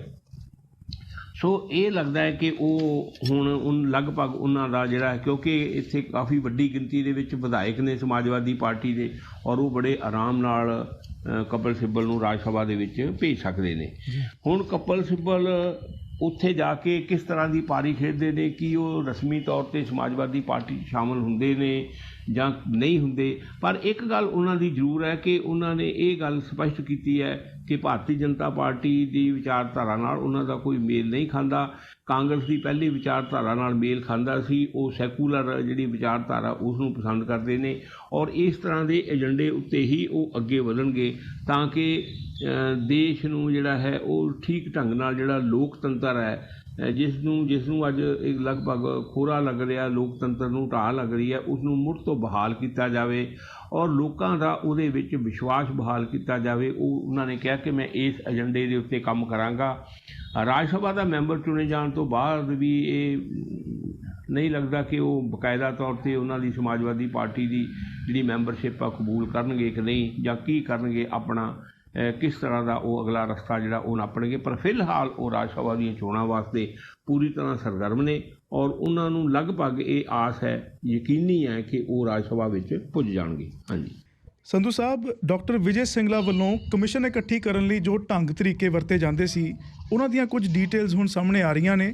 ਪਤਾ ਲੱਗ ਰਿਹਾ ਵੀ ਇਹਨਾਂ ਨੇ ਆਪਣੀ ਥਾਂ ਤੇ 4 ਬੰਦਿਆਂ ਦਾ ਇੱਕ ਗਰੁੱਪ ਬਣਾਇਆ ਹੋਇਆ ਸੀ। ਉਹਨਾਂ ਵਿੱਚ ਕਹਿੰਦੇ ਇੱਕ ਇਹਨਾਂ ਦਾ ਭਾਣਜਾ ਸੀ, ਇੱਕ ਕਹਿੰਦੇ ਕੋਈ ਡੈਂਟਿਸਟ ਯਾਰ ਦੋਸਤ ਸੀ ਤੇ 2 ਵਿਅਕਤੀ ਕੋਈ ਮਾਨਸੇ ਦੇ ਰਹਿਣ ਵਾਲੇ ਸਨ। ਉਹਨਾਂ ਦੇ ਥਰੂ ਕਹਿੰਦੇ ਇਹ ਕਮਿਸ਼ਨ ਇਕੱਠੀ ਕਰਿਆ ਕਰਦੇ ਸੀ। ਵਸੂ ਜੀ, ਜਿਹੜੀ ਪ੍ਰਮੁੱਖ ਭੂਮਿਕਾ ਨਾ ਇਹਦੇ ਵਿੱਚ ਉਹ ਇਹਨਾਂ ਦਾ ਭਾਣਜਾ ਹੀ ਨਿਭਾਉਂਦਾ ਸੀ, ਜਿਹੜਾ ਪ੍ਰਦੀਪ ਕੁਮਾਰ ਹੈ ਜੀ। ਇਹਨਾਂ ਦੇ 2 ਭੈਣਾਂ ਨੇ ਡਾਕਟਰ ਵਿਜੇ ਸਿੰਗਲਾ ਦੀਆਂ, ਅਤੇ ਜਦੋਂ ਇਹ ਮੰਤਰੀ ਬਣੇ ਉਹਨਾਂ ਦੋਨਾਂ ਦੇ ਇੱਕ ਬੇਟੇ ਨੂੰ ਆਪਣਾ OSD ਬਣਾਇਆ। ਇੱਕ ਦਾ ਨਾਮ ਪ੍ਰਦੀਪ ਕੁਮਾਰ ਹੈ ਅਤੇ ਦੂਜੇ ਦਾ ਨਾਮ ਗਰੀਸ਼ ਕੁਮਾਰ ਹੈ। ਜਿਹੜਾ ਪ੍ਰਦੀਪ ਕੁਮਾਰ ਹੈ ਅਸਲ ਵਿੱਚ ਇਹ ਚੋਣਾਂ ਵੇਲੇ ਤੋਂ ਹੀ ਕਾਫੀ ਸਰਗਰਮ ਸੀ। ਜਦੋਂ ਡਾਕਟਰ ਵਿਜੇ ਸਿੰਗਲਾ ਨੇ ਚੋਣ ਲੜੀ ਮਾਨਸਾ ਤੋਂ ਅਤੇ ਉਹਨਾਂ ਨੇ ਕਾਫੀ ਉਹਦੇ ਵਿੱਚ ਅਹਿਮ ਭੂਮਿਕਾ ਨਿਭਾਈ ਪ੍ਰਦੀਪ ਕੁਮਾਰ ਨੇ, ਔਰ ਕੁਝ ਹਲਕੇ ਜਿਹੜੇ ਨੇ ਉਹਨਾਂ ਦੀ ਇੰਡੀਪੈਂਡੈਂਟਲੀ ਉਹ ਜ਼ਿੰਮੇਵਾਰੀ ਸੰਭਾਲ ਰਹੇ ਸੀ, ਉੱਥੇ ਉਹ ਆਪਣੀ ਚੋਣ ਮੁਹਿੰਮ ਨੂੰ ਚਲਾ ਰਹੇ ਸੀ। ਹਜੇ ਕੋ ਸਾਰੇ ਹਲਕੇ ਦੇ ਵਿੱਚ ਹੀ ਜਾਂਦੇ ਸੀ, ਪਰ ਕੁਝ ਹਲਕਿਆਂ ਵਿੱਚ ਵਿਸ਼ੇਸ਼ ਤੌਰ 'ਤੇ ਉਹਨਾਂ ਦੀ ਹੀ ਡਿਊਟੀ ਲੱਗੀ ਹੋਈ ਸੀ।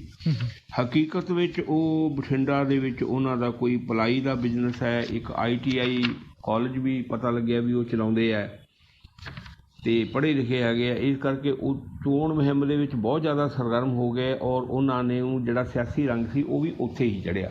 ਅਤੇ ਜਦੋਂ ਫਿਰ ਵਿਜੇ ਸਿੰਗਲਾ ਚੋਣ ਜਿੱਤ ਕੇ ਵਿਧਾਇਕ ਬਣ ਗਏ, ਵਿਧਾਇਕ ਤੋਂ ਬਾਅਦ ਮੰਤਰੀ ਬਣ ਗਏ, ਤਾਂ ਪ੍ਰਦੀਪ ਕੁਮਾਰ ਜਿਹੜਾ ਸੀ ਉਹਨੇ ਵੀ ਆ ਕੇ ਚੰਡੀਗੜ੍ਹ ਹੀ ਡੇਰੇ ਲਾ ਲਏ। ਨਾ ਸਿਰਫ ਕਮਿਸ਼ਨ ਦੀ ਗੱਲਬਾਤ ਹੈ, ਜਿਹੜੀ ਮੰਤਰਾਲੇ ਦੇ ਵਿੱਚ ਉਹਨਾਂ ਦੇ ਬਹੁਤੇ ਕੰਮ ਜਿਹੜੇ ਸੀ ਡਾਕਟਰ ਵਿਜੇ ਸਿੰਗਲਾ ਦੇ, ਉਹ ਪ੍ਰਦੀਪ ਕੁਮਾਰ ਹੀ ਸੰਭਾਲਦਾ ਸੀ। ਕਿਸ ਅਫਸਰ ਨੂੰ ਕਿੱਥੇ ਲਾਉਣਾ ਹੈ, ਕਿਹਨੂੰ ਹਟਾਉਣਾ ਹੈ। ਜਿਹੜੇ ਇਹ ਵੀ ਪਤਾ ਲੱਗਿਆ ਕਿ ਜਿਹੜੇ ਇਮਾਨਦਾਰ ਅਫਸਰ ਸੀਗੇ ਸਿਹਤ ਵਿਭਾਗ ਦੇ ਵਿੱਚ, ਉਹਨਾਂ ਨੂੰ ਨੁਕਰੇ ਲਾਇਆ ਗਿਆ ਔਰ ਜਿਹੜੇ ਉਹਨਾਂ ਦੀ ਸੁਰ ਮਿਲਾਉਣ ਵਾਲੇ ਸੀ ਉਹਨਾਂ ਨੂੰ ਅੱਗੇ ਲਿਆਂਦਾ ਗਿਆ। ਇਹ ਗੱਲਾਂ ਉਹ ਨੇ ਜਿਹੜੀਆਂ ਮੀਡੀਆ ਦੇ ਵਿੱਚ ਉੱਭਰ ਕੇ ਸਾਹਮਣੇ ਆਈਆਂ ਨੇ ਜਾਂ ਜਿਹੜੀਆਂ ਦੱਸੀਆਂ ਜਾ ਰਹੀਆਂ ਨੇ ਇਸ ਵੇਲੇ ਜੀ। ਇਹ ਗੱਲਾਂ ਅਸੀਂ ਉਹ ਕਰ ਰਹੇ ਹਾਂ। ਪ੍ਰਦੀਪ ਕੁਮਾਰ ਜਿਹੜਾ ਸੀਗਾ ਉਹ ਹੀ ਇਹ ਸਾਰਾ ਲੈਣ ਦੇਣ ਕਰਦਾ ਸੀ ਔਰ ਆਖਰੀ ਮੌਕੇ ਦੇ ਉੱਤੇ ਜਦੋਂ ਉਹ ਸਿਹਤ ਵਿਭਾਗ ਦੇ ਉਹਨਾਂ ਦੇ ਇੱਕ ਸੁਪਰਡੈਂਟ ਇੰਜੀਨੀਅਰ ਹੈ ਜਿਹਦੇ ਨਾਲ ਉਹਨਾਂ ਦੀ ਗੱਲਬਾਤ ਹੋਈ ਔਰ ਜਿਸ ਨੇ ਕਿਹਾ ਕਿ ਮੇਰੇ ਕੋਲ ਆਡੀਓ ਮੌਜੂਦ ਹੈ, ਉਹ ਵੀ ਪ੍ਰਦੀਪ ਕੁਮਾਰ ਦੇ ਨਾਲ ਹੀ ਉਹਨਾਂ ਦੀ ਗੱਲ ਹੋਈ। ਕਿਉਂਕਿ ਜਦੋਂ ਉਹ ਜਿਹੜਾ ਅਧਿਕਾਰੀ ਹੈ ਉਹ ਮੰਤਰੀ ਸਿੰਗਲਾ ਨੂੰ ਅਤੇ ਪ੍ਰਦੀਪ ਕੁਮਾਰ ਨੂੰ ਮਿਲਣ ਲਈ ਗਿਆ ਤਾਂ ਮੰਤਰੀ ਜੀ ਉੱਥੋਂ ਬਾਹਰ ਚਲੇ ਗਏ, ਕਹਿੰਦੇ ਤੁਸੀਂ ਪ੍ਰਦੀਪ ਕੁਮਾਰ ਨਾਲ ਗੱਲ ਕਰੋ, ਤੁਸੀਂ ਇਹ ਸਮਝੋ ਕਿ ਮੇਰੇ ਨਾਲ ਹੀ ਗੱਲ ਕਰ ਰਹੇ ਹੋ। ਮਤਲਬ ਇੱਥੋਂ ਤੱਕ ਜਿਹੜੀ ਗੱਲ ਹੈ ਉਹਨਾਂ ਦੀ ਇਹ ਸੀ ਕਿ ਮੰਤਰੀ ਨੇ ਇਹ ਕਿਹਾ ਕਿ ਜੋ ਇਹਦੇ ਨਾਲ ਗੱਲ ਕਰੋਗੇ ਤੁਸੀਂ ਇਹ ਸਮਝਣਾ ਮੇਰੇ ਨਾਲ ਹੀ ਕਰ ਰਹੇ ਹੋ। ਸੋ ਉਹਨਾਂ ਨੇ ਗੱਲ ਕੀਤੀ, ਉਹਨਾਂ ਨੇ ਇਹ ਕਿਹਾ ਕਿ ਹਾਂ ਜੀ ਮੇਰੇ ਕੋਲ ਉਸ ਵੇਲੇ ਦੀ ਉਹ ਆਡੀਓ ਮੌਜੂਦ ਹੈ ਜਿਹਦੇ ਵਿੱਚ 5 ਲੱਖ ਰੁਪਇਆ ਦੇਣ ਦੀ ਗੱਲਬਾਤ ਹੋਈ ਸੀ। ਫਿਰ ਕੁਝ ਹੋਰ ਜਿਹੜੇ ਲੋਕ ਹੈ ਉਹ ਵੀ ਇਹਦੇ ਵਿੱਚ ਸ਼ਾਮਿਲ ਸੀ, ਕੁਝ ਹੋਰ ਦੋਸਤ, ਇੱਕ ਰਿਸ਼ਤੇਦਾਰ ਇਹਨਾਂ ਦਾ ਹੋਰ ਵੀ ਦੱਸਿਆ ਜਾ ਰਿਹਾ ਹੈ ਜਿਹੜਾ ਨਸ਼ਾ ਮੁਕਤੀ ਕੇਂਦਰ ਚਲਾਉਂਦਾ ਸੀ। ਉਹ ਵੀ ਪਤਾ ਲੱਗਿਆ ਕਿ ਕੋਈ ਕੇਂਦਰ ਤੋਂ 198 ਕਰੋੜ ਦਾ ਪੈਕੇਜ ਇਹਨਾਂ ਨੂੰ ਮਿਲਿਆ ਸੀ ਇਸ ਸੰਬੰਧ ਵਿੱਚ ਕਿ ਨਸ਼ਾ ਮੁਕਤੀ ਜਿਹੜੇ ਕੇਂਦਰ ਚਲਾਏ ਜਾ ਰਹੇ ਨੇ, ਲੋਕਾਂ ਨੂੰ, ਨੌਜਵਾਨਾਂ ਨੂੰ ਨਸ਼ਿਆਂ ਦੀ ਪਕੜ 'ਚੋਂ ਬਾਹਰ ਕੱਢਿਆ ਜਾ ਰਿਹਾ ਇਸ ਮਕਸਦ ਵਾਸਤੇ। ਅਤੇ ਉਹ ਮਾਮਲਾ ਜਿਹੜਾ ਹੈ ਉਹ ਵੀ ਸਾਹਮਣੇ ਆ ਸਕਦਾ ਹੈ ਹੁਣ ਜਾਂਚ ਦੇ ਵਿੱਚ। ਔਰ ਵੱਖ-ਵੱਖ ਐਂਗਲ ਜਿਹੜੇ ਨੇ ਉਹਨਾਂ ਤੋਂ ਜਾਂਚ ਕੀਤੀ ਜਾ ਰਹੀ ਹੈ। ਉਹ ਸਾਰੀਆਂ ਫਾਈਲਾਂ ਜਿਹੜੀਆਂ ਖੋਲ੍ਹੀਆਂ ਜਾ ਰਹੀਆਂ ਨੇ, ਉਹਨਾਂ ਦਾ ਜਿਹੜਾ ਕਮਰਾ ਸੀਗਾ ਉਹਦੇ ਵਿੱਚ ਕੌਣ ਆਉਂਦਾ ਸੀ, ਕੌਣ ਜਾਂਦਾ ਸੀ, ਔਰ ਉਹਦੀ ਸਾਰੀ ਰਿਕਾਰਡਿੰਗ ਜਿਹੜੀ ਆ ਉਹ ਵੀ ਦੇਖੀ ਜਾ ਰਹੀ ਹੈ। ਕਿਸ ਕਿਸ ਨਾਲ ਗੱਲ ਹੋਈ, ਕਿੱਥੇ ਕਿੱਥੇ ਗੱਲ ਹੋਈ, ਮਤਲਬ ਸਮੁੱਚੇ ਤੌਰ 'ਤੇ ਉਹਨਾਂ ਜੋ ਸਰਕਾਰ ਵੱਲੋਂ ਦੱਸਿਆ ਜਾ ਰਿਹਾ ਕਿ ਅਸੀਂ ਇਹ ਕਰ ਰਹੇ ਹਾਂ। ਕਿਉਂਕਿ ਵਿਜੀਲੈਂਸ ਵਾਲੇ ਜਾਂਚ ਕਰ ਰਹੇ ਨੇ। ਪੁਲਿਸ ਰਿਮਾਂਡ ਉਹਨਾਂ ਦਾ ਮਿਲਿਆ ਹੋਇਆ 27 ਤੱਕ, ਕੱਲ੍ਹ ਤੱਕ ਉਹਨਾਂ ਦਾ ਪੁਲਿਸ ਰਿਮਾਂਡ ਹੈ ਔਰ ਉਸ ਤੋਂ ਬਾਅਦ ਫਿਰ ਉਹਨਾਂ ਨੂੰ ਹੋਰ ਰਿਮਾਂਡ ਮੰਗਿਆ ਜਾਂਦਾ ਹੈ ਕਿ ਜੇਲ੍ਹ ਭੇਜਿਆ ਜਾਂਦਾ ਹੈ ਕਿ ਉਹਨਾਂ ਦੀ ਜਾਂਚ ਜਿਹੜੀ ਆ ਉਹ ਮੁਕੰਮਲ ਹੋ ਜਾਂਦੀ ਹੈ। ਉਹਦੇ ਵਿੱਚ ਕੀ ਕੁਝ ਸਾਹਮਣੇ ਆਉਂਦਾ ਹੈ ਇਹ ਪਤਾ ਲੱਗੇਗਾ ਬਾਅਦ ਵਿੱਚ। ਹਾਲ ਦੀ ਘੜੀ ਜਿਹੜੇ ਵਿਰੋਧੀਆਂ ਪਾਰਟੀਆਂ ਨੇ ਜਿਹੜੀਆਂ ਉਹ ਇਹਦੇ ਉੱਤੇ ਇੱਕ ਹੋਰ ਤਰ੍ਹਾਂ ਦਾ ਜਿਹੜਾ ਕਿੰਤੂ ਪਰੰਤੂ ਹੈ ਉਹ ਉਠਾ ਰਹੀਆਂ ਨੇ। ਇੱਕ ਪਾਸੇ ਜਿਹੜਾ ਅਕਾਲੀ ਦਲ ਬਾਦਲ ਹੈ ਉਹ ਇਹ ਕਹਿ ਰਿਹਾ ਹੈ ਕਿ ਇਹ ਤਾਂ ਮਤਲਬ ਇਸ ਨੂੰ ਜਾਣ ਬੁੱਝ ਕੇ ਫਸਾਇਆ ਗਿਆ, ਜਿਹੜੇ ਕੁਝ ਹੋਰ ਵੱਡੇ ਘਪਲੇ ਸੀ ਉਹਨਾਂ ਨੂੰ ਲੁਕਾਉਣ ਵਾਸਤੇ। ਦੂਜੇ ਪਾਸੇ ਜਿਹੜੇ ਕਾਂਗਰਸ ਦੇ ਸੁਖਪਾਲ ਖਹਿਰਾ ਨੇ ਉਹਨਾਂ ਨੇ ਇਹ ਕਿਹਾ ਵੀ ਜਿਹੜੀ ਆਡੀਓ ਹੈ, ਤੁਸੀਂ ਕਹਿ ਰਹੇ ਹੋ ਕਿ ਆਡੀਓ ਹੈ ਸਾਡੇ ਕੋਲ, ਉਸ ਆਡੀਓ ਨੂੰ ਤੁਸੀਂ ਸਾਹਮਣੇ ਲਿਆਓ ਕੀ ਉਹ ਆਡੀਓ ਹੈ ਵੀ ਹੈ ਕਿ ਨਹੀਂ ਹੈ। ਤੀਜੀ ਗੱਲ ਜਿਹੜੀ ਕੁਝ ਜਿਹੜੇ ਵਿਰੋਧੀ ਨੇਤਾ ਨੇ ਉਹਨਾਂ ਵੱਲੋਂ ਇਹ ਗੱਲ ਉਠਾਈ ਜਾ ਰਹੀ ਹੈ ਕਿ ਇਸ ਮਾਮਲੇ ਦੇ ਵਿੱਚ ਤਾਂ ਹਾਈ ਸਪੀਡ ਕਾਰਵਾਈ ਕੀਤੀ ਗਈ ਹੈ ਵਿਜੇ ਸਿੰਗਲਾ ਵਾਲੇ ਮਾਮਲੇ ਦੇ ਵਿੱਚ, ਪਰ ਜਦੋਂ ਕਿ ਜਿਹੜਾ 1000 ਕਰੋੜ ਰੁਪਏ ਦਾ ਸਿੰਚਾਈ ਘੁਟਾਲਾ ਹੈ ਉਹਦੇ ਬਾਰੇ ਜਾਂਚ ਜਿਹੜੀ ਹੈ ਉਹ ਠੋਸ ਹੈ। 800 ਬੱਸਾਂ ਖਰੀਦੀਆਂ ਗਈਆਂ, ਉਹਨਾਂ ਨੂੰ ਬਾਡੀਆਂ ਲੱਗੀਆਂ, ਉਹਦੇ ਵਿੱਚ ਕੀ ਘਪਲਾ ਹੋਇਆ ਉਹਦੇ ਬਾਰੇ ਜਾਂਚ ਕਿੱਥੇ ਗਈ। ਜਿਹੜਾ ਬਹਿਬਲ ਕਲਾਂ ਬਰਗਾੜੀ ਕਲਾਂ ਵਾਲਾ ਕਾਂਡ ਸੀਗਾ, ਬੇਅਦਬੀ ਕਾਂਡ, ਉਹਦੇ ਮਾਮਲੇ ਵਿੱਚ ਜਾਂਚ ਕਿੱਥੇ ਗਈ। ਔਰ ਦੂਜੇ ਪਾਸੇ ਨਸ਼ਿਆਂ ਦੇ ਵਿੱਚ ਜਿਹੜੇ ਕੁਝ ਪੁਲਿਸ ਅਫਸਰਾਂ ਦੀ ਇਨਵੋਲਵਮੈਂਟ ਹੈ, ਸ਼ਮੂਲੀਅਤ ਹੈ, ਉਹਨਾਂ ਬਾਰੇ ਜਾਂਚ ਜਿਹੜੀ ਹੈ ਉਹ ਕਿਉਂ ਨਹੀਂ ਹੋ ਰਹੀ। ਭਗਵੰਤ ਸਿੰਘ ਮਾਨ ਨੇ ਆਪ ਇਹ ਕਿਹਾ ਸੀਗਾ ਕਿ ਜਿੱਥੇ ਕੋਈ ਨਸ਼ੇ ਦਾ ਕਾਰੋਬਾਰ ਕਰਦਾ ਫੜਿਆ ਗਿਆ ਉਸ ਦੇ ਨਾਲ ਸੰਬੰਧਿਤ ਥਾਣੇ ਦਾ SHO ਜ਼ਿੰਮੇਵਾਰ ਹੋਏਗਾ ਔਰ ਉਸ ਜ਼ਿਲ੍ਹੇ ਦਾ ਜਿਹੜਾ SSP ਹੈ ਉਹ ਵੀ ਜ਼ਿੰਮੇਵਾਰ ਹੋਏਗਾ। ਹੁਣ ਇਹਨਾਂ ਦੇ ਸਾਹਮਣੇ ਜਿਹੜੀ ਮਹਾਰਾਜਾ ਰਣਜੀਤ ਸਿੰਘ ਅਕੈਡਮੀ ਹੈ ਫਲੌਰ ਦੇ ਵਿੱਚ, ਪੁਲਿਸ ਅਕੈਡਮੀ ਹੈ, ਉੱਥੇ ਦੇ ਕਿੰਨੇ ਜਿਹੜੇ ਮੁਲਾਜ਼ਮ ਨੇ ਪੁਲਿਸ ਦੇ ਉਹ ਹੁਣ ਤੱਕ ਫੜੇ ਜਾ ਚੁੱਕੇ ਨੇ ਨਸ਼ਿਆਂ ਦੇ ਕਾਰੋਬਾਰ ਵਿੱਚ ਸ਼ਾਮਲ ਹੋਣ ਕਰਕੇ। ਇਹ ਦੋਸ਼ ਉਹਨਾਂ ਦੇ ਉੱਤੇ ਲੱਗੇ ਨੇ ਔਰ ਉਹਨਾਂ ਨੂੰ ਗ੍ਰਿਫਤਾਰ ਕੀਤਾ ਗਿਆ। ਹੁਣ ਉਹਦੀ ਜਾਂਚ ਜਿਹੜੀ ਆ ਉਹ ਕੌਣ ਕਰੇਗਾ ਅਤੇ ਉੱਥੇ ਦੀ ਜ਼ਿੰਮੇਵਾਰੀ ਕਿਹਦੇ ਸਿਰ 'ਤੇ ਪਾਈ ਜਾਏਗੀ। ਕੀ ਜਿਹੜੇ ਉੱਥੇ ਦੇ ਹੈੱਡ ਨੇ ਅਕੈਡਮੀ ਦੇ ਉਹਨਾਂ 'ਤੇ ਪਾਈ ਜਾਵੇਗੀ ਕਿ ਸਰਕਾਰ ਆਪਣੇ ਜ਼ਿੰਮੇ ਲਵੇਗੀ, ਕਿਉਂਕਿ ਸਰਕਾਰ ਦੀ ਦੇਖ ਰੇਖ ਹੇਠ ਉਹ ਚੱਲ ਰਹੀ ਹੈ। ਸੋ ਇਸ ਵੇਲੇ ਵਾਸੂ ਜੀ ਇਸ ਤਰ੍ਹਾਂ ਦੀਆਂ ਗੱਲਾਂ ਚੱਲ ਰਹੀਆਂ ਨੇ। ਇਹ ਜਿਹੜਾ ਮਾਮਲਾ ਹੈ ਇਹਨੇ ਇੱਕ ਤਰ੍ਹਾਂ ਨਾਲ ਪੰਜਾਬ ਦੇ ਵਿੱਚ ਸਿਆਸੀ ਉਬਾਲ ਲਿਆਂਦਾ ਹੈ। ਇੱਕ ਪਾਸੇ ਜਿਹੜੇ ਲੋਕ ਨੇ ਉਹ ਵਾਹ ਕਰ ਰਹੇ ਨੇ ਕਿ ਬੜੀ ਵੱਡੀ ਕਾਰਵਾਈ ਕੀਤੀ ਇਹਨਾਂ ਨੇ, ਬੜਾ ਵੱਡਾ ਐਕਸ਼ਨ ਕੀਤਾ ਇਹਨਾਂ ਨੇ। ਦੇਖੋ ਜੀ ਮੰਤਰੀ ਜੇ ਸਾਹਮਣੇ ਆ ਗਿਆ ਕਿ ਮੰਤਰੀ ਨੂੰ ਬਰਖਾਸਤ ਕਰ ਦਿੱਤਾ। ਹੁਣ ਇਹਦੇ ਵਿੱਚ ਗੱਲ ਇਹ ਵੀ ਹੈ ਕਿ ਜਦੋਂ ਉਹ ਆਡੀਓ ਜਿਹੜੀ ਹੈ ਉਸ ਅਧਿਕਾਰੀ ਨੇ ਰਿਕਾਰਡ ਕੀਤੀ, ਉਸ ਤੋਂ ਬਾਅਦ ਉਸਨੇ ਆਪਣੇ ਸੀਨੀਅਰ ਅਧਿਕਾਰੀਆਂ ਨਾਲ ਗੱਲ ਕੀਤੀ, ਹੋ ਸਕਦਾ ਹੈ ਚੀਫ ਸੈਕਟਰੀ ਨਾਲ ਵੀ ਗੱਲ ਕੀਤੀ ਹੋਵੇ। ਉਸ ਤੋਂ ਬਾਅਦ ਇਹ ਭਗਵੰਤ ਮਾਨ ਦੇ ਕੋਲ ਗਈ। ਉਦੋਂ ਤੱਕ ਕਿ ਕਿੰਨੇ ਲੋਕਾਂ ਦੇ ਕੋਲ ਇਹ ਖਬਰ ਜਾ ਚੁੱਕੀ ਸੀ ਕਿ ਜਿਹੜੇ ਸਿਹਤ ਮੰਤਰੀ ਨੇ ਵਿਜੇ ਸਿੰਗਲਾ ਉਹ ਇਸ ਤਰ੍ਹਾਂ ਦਾ ਕਾਰੋਬਾਰ ਕਰ ਰਹੇ ਨੇ, ਹਰ ਡੀਲ ਦੇ ਵਿੱਚ ਕਮਿਸ਼ਨ ਲੈਂਦੇ ਨੇ ਆਪਣੇ ਭਾਣਜੇ ਪ੍ਰਦੀਪ ਕੁਮਾਰ ਦੇ ਰਾਹੀਂ। ਅਤੇ ਫਿਰ ਜੇ ਉਹਦੇ ਉੱਤੇ ਕਾਰਵਾਈ ਨਹੀਂ ਕਰਦੇ ਤਾਂ ਜਿਹੜਾ ਇਹਨਾਂ ਨੇ ਪਹਿਲੇ ਦਿਨ ਸਹੁੰ ਚੁੱਕਣ ਵੇਲੇ ਹੀ ਭ੍ਰਿਸ਼ਟਾਚਾਰ ਦੇ ਖਿਲਾਫ WhatsApp ਦੇ ਉੱਤੇ ਨੰਬਰ ਜਾਰੀ ਕੀਤਾ ਸੀ, ਕਿਹਾ ਸੀ ਅਸੀਂ ਹਫ਼ਤੇ ਦੇ ਵਿੱਚ 10 ਦਿਨ ਦੇ ਵਿੱਚ ਪੰਜਾਬ ਨੂੰ ਭ੍ਰਿਸ਼ਟਾਚਾਰ ਤੋਂ ਮੁਕਤ ਕਰ ਦਿਆਂਗੇ, ਫਿਰ ਉਹਦੇ ਵੱਲ ਵੀ ਉਂਗਲ ਉੱਠਣੀ ਸੀ। ਇਸ ਕਰਕੇ ਵੀ ਲੱਗਦਾ ਵੀ ਇਹ ਕਾਰਵਾਈ ਜਿਹੜੀ ਹੈ ਤਾਂ ਉਹਨਾਂ ਨੂੰ ਕਰਨੀ ਪੈਣੀ ਸੀ, ਕਾਰਵਾਈ ਕਰ ਦਿੱਤੀ ਗਈ। ਅਤੇ ਹੁਣ ਇਹ ਆ ਕਿ ਬਾਕੀ ਮਾਮਲਿਆਂ ਦੇ ਵਿੱਚ ਸਰਕਾਰ ਜਿਹੜੀ ਆ ਉਹ ਖਾਮੋਸ਼ ਕਿਉਂ ਹੈ, ਉਹਨਾਂ ਮਾਮਲਿਆਂ ਦੇ ਵਿੱਚ ਕਾਰਵਾਈ ਇੰਨੀ ਤੇਜ਼ੀ ਦੇ ਨਾਲ ਅੱਗੇ ਕਿਉਂ ਨਹੀਂ ਚੱਲ ਰਹੀ। ਜੀ ਹਾਂਜੀ ਸੰਧੂ ਸਾਹਿਬ, ਇਲੈਕਸ਼ਨ ਕਮਿਸ਼ਨ ਨੇ ਅੱਜ ਐਲਾਨ ਕੀਤਾ ਕਿ ਭਗਵੰਤ ਮਾਨ ਨੇ ਜਿਹੜੀ ਸੀਟ ਖਾਲੀ ਕੀਤੀ ਸੀ ਲੋਕ ਸਭਾ ਦੀ ਸੰਗਰੂਰ ਤੋਂ, ਉੱਥੇ ਬਾਈ ਇਲੈਕਸ਼ਨ ਹੁਣ 23 ਜੂਨ ਨੂੰ ਹੋਏਗਾ। ਸੋ ਕੋਈ ਸੰਕੇਤ ਆਏ ਨੇ ਜੀ ਕਿ ਆਮ ਆਦਮੀ ਪਾਰਟੀ ਵੱਲੋਂ ਭਗਵੰਤ ਮਾਨ ਦੀ ਥਾਂ 'ਤੇ ਕਿਹਨੂੰ ਟਿਕਟ ਦਿੱਤੀ ਜਾ ਸਕਦੀ ਹੈ? ਵਾਸੂ ਜੀ ਹਜੇ ਤੇ ਇੱਕ ਹੀ ਸੰਕੇਤ ਇਹਦੇ ਬਾਰੇ ਮਿਲਿਆ ਜੀ ਕਿ ਭਗਵੰਤ ਮਾਨ ਹੋਰਾਂ ਦੀ ਜਿਹੜੀ ਭੈਣ ਹੈ ਮਨਪ੍ਰੀਤ ਕੌਰ ਜੀ, ਇਹ ਪਤਾ ਲੱਗਿਆ ਕਿ ਉਹ ਇੱਥੋਂ ਚੋਣ ਲੜ ਸਕਦੀ ਹੈ, ਪਰ ਅਜੇ ਜਿੰਨਾ ਚਿਰ ਤੱਕ ਰਸਮੀ ਤੌਰ 'ਤੇ ਕੋਈ ਐਲਾਨ ਨਹੀਂ ਹੁੰਦਾ ਉਹਨਾਂ ਚਿਰ ਤੱਕ ਆਪਾਂ ਇਸ ਨੂੰ ਨਹੀਂ ਮੰਨ ਸਕਦੇ। ਇਹ ਠੀਕ ਆ ਕਿ ਮੀਡੀਆ ਵਾਲਿਆਂ ਨੇ ਉਹਨਾਂ ਦੇ ਨਾਲ ਗੱਲਬਾਤ ਕੀਤੀ, ਉਹਨਾਂ ਨੂੰ ਪੁੱਛਿਆ ਕਿ ਕੀ ਤੁਸੀਂ ਚੋਣ ਲੜਨਾ ਚਾਹੁੰਦੇ ਹੋ। ਉਹਨਾਂ ਨੇ ਕਿਹਾ ਜੀ ਜੋ ਵੀ ਪਾਰਟੀ ਆਦੇਸ਼ ਦੇਵੇਗੀ, ਮੈਂ ਤੇ ਹੁਣ ਸਿਆਸਤ ਦੇ ਰਸਤੇ ਦੇ ਉੱਤੇ ਚੱਲ ਹੀ ਰਹੀ ਹਾਂ, ਜੋ ਪਾਰਟੀ ਆਦੇਸ਼ ਦੇਵੇਗੀ ਉਹਦੇ ਅਨੁਸਾਰ ਹੋਵੇਗਾ। ਪਾਰਟੀ ਆਦੇਸ਼ ਉਹ ਦੇਵੇਗੀ ਜੋ ਲੋਕਾਂ ਦਾ ਫੈਸਲਾ ਹੋਵੇਗਾ। ਔਰ ਇੱਥੋਂ ਇਹ ਗੱਲ ਲੱਭਦੀ ਹੈ ਕਿ ਲੋਕਾਂ ਦਾ ਫੈਸਲਾ ਜਿਹੜਾ ਹੈ, ਜਦੋਂ ਉਹ ਇਹ ਗੱਲ ਕਰ ਰਹੇ ਨੇ ਤਾਂ ਲੋਕ ਜਿਹੜੇ ਨੇ ਉਹ ਨੈਚੁਰਲੀ ਚਾਹੁੰਗੇ, ਕਿਉਂਕਿ ਭਗਵੰਤ ਮਾਨ ਨੂੰ ਲੋਕਾਂ ਨੇ ਜਿਤਾਇਆ, ਇੱਥੋਂ MP ਬਣਾਇਆ ਔਰ ਹੁਣ ਉਸ ਨੂੰ ਜਿਤਾਇਆ ਵਿਧਾਇਕ ਬਣਾਇਆ। ਉਹ ਵਿਧਾਇਕ ਬਣ ਕੇ ਉਹਨਾਂ ਨੇ MP ਦੀ ਸੀਟ ਤੋਂ ਅਸਤੀਫਾ ਦੇ ਦਿੱਤਾ। ਤੇ ਇੱਕ ਉਹਨਾਂ ਦੀ ਭੈਣ ਜੇ ਲੜਦੀ ਆ ਤਾਂ ਲੋਕ ਮੇਰਾ ਖਿਆਲ ਉਸ ਦਾ ਖੈਰ ਮਕਦਮ ਕਰਨਗੇ। ਜਿਹੜੇ ਉਹਨਾਂ ਦੇ ਹਮਾਇਤੀ ਨੇ, ਸਪੋਰਟਰ ਨੇ, ਉਹ ਚਾਹਣਗੇ ਕਿ ਉਹ ਇੱਥੋਂ ਚੋਣ ਲੜਨ। ਪਰ ਫਿਰ ਵੀ ਜਿੰਨਾ ਚਿਰ ਇਹ ਗੱਲ ਜਿਹੜੀ ਆ ਉਹ ਕਨਫਰਮ ਨਹੀਂ ਹੋ ਜਾਂਦੀ ਤਾਂ ਉਹਨਾਂ ਚਿਰ ਅਸੀਂ ਇਹ ਨਹੀਂ ਕਹਿ ਸਕਦੇ। ਪਰ ਅਜੇ ਤੱਕ ਇੱਕੋ ਹੀ ਨਾਂ ਸਾਹਮਣੇ ਆਇਆ, ਕੋਈ ਹੋਰ ਨਾਂ ਜਿਹੜਾ ਹੈ ਆਮ ਆਦਮੀ ਪਾਰਟੀ ਵੱਲੋਂ ਜਾਂ ਕਿਸੇ ਵੀ ਹੋਰ ਪਾਰਟੀ। ਹਾਂ, ਇੱਕ ਸਿਮਰਨਜੀਤ ਸਿੰਘ ਮਾਨ ਨੇ ਜ਼ਰੂਰ ਕਿਹਾ ਕਿ ਮੈਂ ਸੰਗਰੂਰ ਤੋਂ ਜਿਹੜੀ ਹੈ ਉਪ ਚੋਣ ਹੈ ਉਹ ਲੜਾਂਗਾ। ਤਾਂ ਜੇ ਲੋਕ ਉੱਥੋਂ ਦੇ ਇਹ ਫੈਸਲਾ ਕਰਦੇ ਨੇ ਤਾਂ ਪਾਰਟੀ ਹਾਈ ਕਮਾਨ ਕਹਿੰਦੀ ਹੈ ਤਾਂ ਫਿਰ ਉਹਨਾਂ ਦੀ ਭਗਵੰਤ ਮਾਨ ਹੋਰਾਂ ਦੀ ਭੈਣ ਜਿਹੜੀ ਹੈ ਉਹ ਚੋਣ ਲੜੇਗੀ। ਇੱਕ ਤਾਂ ਸੰਗਰੂਰ ਤੋਂ ਜਿਹੜੀ ਹੈ ਲੋਕ ਸਭਾ ਦੀ ਜ਼ਿਮਨੀ ਚੋਣ ਹੋਣੀ ਹੈ, ਇਹਦੇ ਨਾਲ ਦੇਸ਼ ਦੇ ਵਿੱਚ ਹੋਰ ਵੀ 2-3 ਥਾਵਾਂ ਦੇ ਉੱਤੇ ਲੋਕ ਸਭਾ ਦੀ ਜ਼ਿਮਨੀ ਚੋਣਾਂ, ਜਿਵੇਂ ਅਖਿਲੇਸ਼ ਯਾਦਵ ਹੈ ਉਹ ਵੀ ਸੰਸਦ ਮੈਂਬਰ ਸੀ, ਉਹ ਵੀ ਆਪਣਾ ਵਿਧਾਇਕ ਜਿੱਤ ਗਏ ਨੇ, ਉਹਨਾਂ ਨੇ ਛੱਡ ਦਿੱਤਾ। ਉਹ ਉੱਥੇ ਦੇ ਆਜ਼ਮ ਖਾਨ ਹੈ, ਉਹਨਾਂ ਦੇ ਉਹ ਵੀ MP ਸੀਗੇ, ਉਹਨਾਂ ਨੇ ਵੀ ਛੱਡ ਦਿੱਤਾ। ਉੱਥੇ ਵੀ ਉਪ ਚੋਣ ਹੋਣੀ ਹੈ। ਕੁਝ ਵਿਧਾਨ ਸਭਾ ਦੀਆਂ ਉਪ ਚੋਣਾਂ ਵੀ ਹੋਣੀਆਂ ਨੇ, ਜਿਨ੍ਹਾਂ ਦੇ ਵਿੱਚ ਖਾਸ ਕਰਕੇ ਇੱਕ ਦਿੱਲੀ ਦੀ ਸੀਟ ਸ਼ਾਮਲ ਹੈ, ਜਿੱਥੇ ਆਮ ਆਦਮੀ ਪਾਰਟੀ ਦੇ ਰਾਘਵ ਚੱਢਾ ਸੀ, ਜਿਨ੍ਹਾਂ ਨੂੰ ਹੁਣ ਪੰਜਾਬ ਤੋਂ ਰਾਜ ਸਭਾ ਦੇ ਵਿੱਚ ਭੇਜ ਦਿੱਤਾ ਗਿਆ ਅਤੇ ਉਹਨਾਂ ਦੀ ਵੀ ਉਹ ਸੀਟ ਖਾਲੀ ਹੋ ਗਈ ਹੈ। ਉੱਥੇ MLA ਦੀ ਚੋਣ ਹੋਣੀ ਹੈ। ਇਹਦੇ ਨਾਲ ਹੀ ਝਾਰਖੰਡ, ਤ੍ਰਿਪੁਰਾ, ਆਂਧਰਾ ਪ੍ਰਦੇਸ਼ ਦੇ ਵਿੱਚ ਵੀ ਕੁਝ ਸੀਟਾਂ ਨੇ ਜਿਨ੍ਹਾਂ ਦੇ ਉੱਤੇ ਜ਼ਿਮਨੀ ਚੋਣ ਹੋਣੀ ਹੈ। ਇਹ 23 ਜੂਨ ਨੂੰ ਵੋਟਾਂ ਪੈਣਗੀਆਂ ਅਤੇ ਸਾਰੇ ਦੇ ਸਾਰੇ ਨਤੀਜੇ ਜਿਹੜੇ ਨੇ ਉਹ 26 ਜੂਨ ਨੂੰ ਆਉਣਗੇ। ਹੁਣ ਇਹ ਐਲਾਨ ਜੇ ਕਿਉਂਕਿ ਚੋਣ ਕਮਿਸ਼ਨ ਵੱਲੋਂ ਕਰ ਦਿੱਤਾ ਗਿਆ, ਹੁਣ ਲੋਕ ਜਦੋਂ ਨਾਮਜ਼ਦਗੀਆਂ ਭਰਨਗੇ ਅਤੇ ਇਹਦੇ ਬਾਰੇ ਹੋਰ ਵੇਰਵੇ ਸਾਹਮਣੇ ਆਉਣਗੇ ਕਿ ਕਿੱਥੋਂ ਕਿਹੜੇ ਸੀਟ ਤੋਂ ਕਿਹੜੀ ਪਾਰਟੀ ਦਾ ਕਿਹੜਾ ਉਮੀਦਵਾਰ ਮੈਦਾਨ ਦੇ ਵਿੱਚ ਨਿਤਰਦਾ ਹੈ ਜੀ। ਅਤੇ ਉਸ ਤੋਂ ਬਾਅਦ ਫਿਰ ਅਸੀਂ ਇਹਦੇ ਉੱਤੇ ਦੁਬਾਰਾ ਫਿਰ ਚਰਚਾ ਕਰਾਂਗੇ ਜੀ। ਅਤੇ ਸੰਧੂ ਸਾਹਿਬ, ਨਵਜੋਤ ਸਿੱਧੂ ਦਾ ਕੀ ਹਾਲ ਹੈ? ਕਹਿੰਦੇ ਜੇਲ੍ਹ ਜਾ ਕੇ ਕਲਰਕ ਬਣ ਗਏ ਨੇ।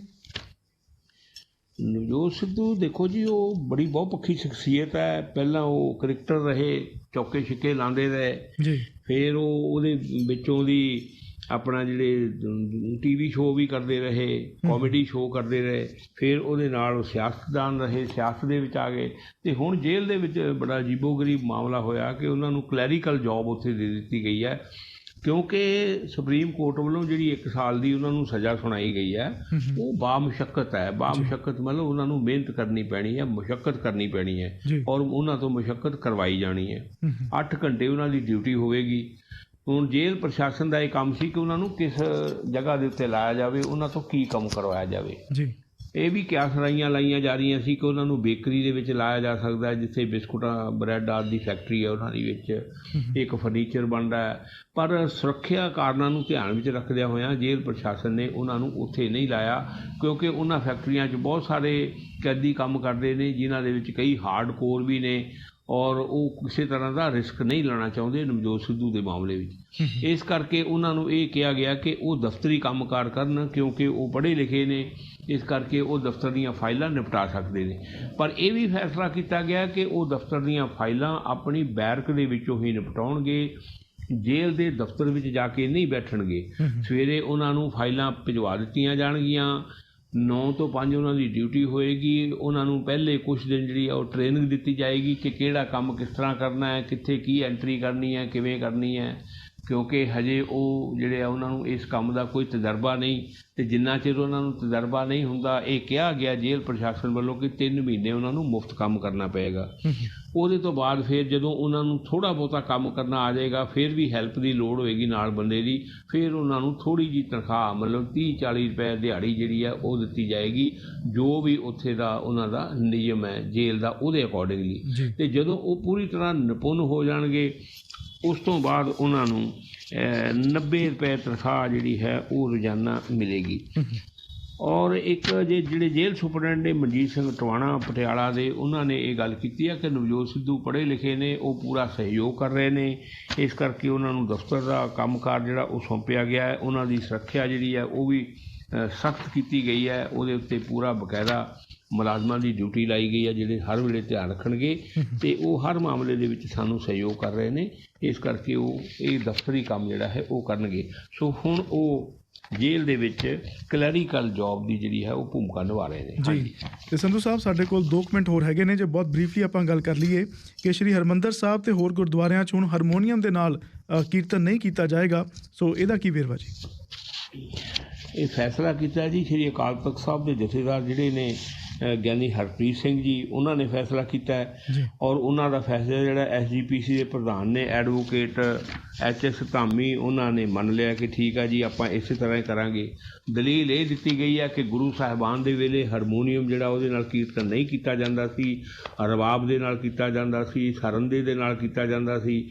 ਸੋ ਹੁਣ ਵੀ ਜਿਹੜੇ ਤੰਤੀ ਸਾਜ਼ ਨੇ ਰਵਾਇਤੀ, ਉਹਨਾਂ ਨਾਲ ਹੀ ਕੀਰਤਨ ਕੀਤਾ ਜਾਵੇਗਾ, ਕਿਉਂਕਿ ਹਾਰਮੋਨੀਅਮ ਜਿਹੜਾ ਹੈ ਇਹ ਅੰਗਰੇਜ਼ਾਂ ਦੀ ਦੇਣ ਹੈ। ਅੰਗਰੇਜ਼ਾਂ ਨੇ ਇਹਦੀ ਕਾਢ ਕੱਢੀ ਸੀ। ਪਤਾ ਲੱਗਿਆ ਕਿ 1842 ਵਿੱਚ ਇੱਕ ਫਰਾਂਸੀਸੀ ਖੋਜੀ ਹੈ ਜਿਹਨੇ ਇਸ ਦੀ ਖੋਜ ਕੀਤੀ ਸੀ, ਅਤੇ 1901 ਵਿੱਚ ਪਹਿਲੀ ਵਾਰ ਰਾਗੀ ਜਥਿਆਂ ਨੇ ਸ੍ਰੀ ਦਰਬਾਰ ਸਾਹਿਬ ਦੇ ਵਿੱਚ ਇਹਦੇ ਨਾਲ ਕੀਰਤਨ ਕੀਤਾ ਸੀ।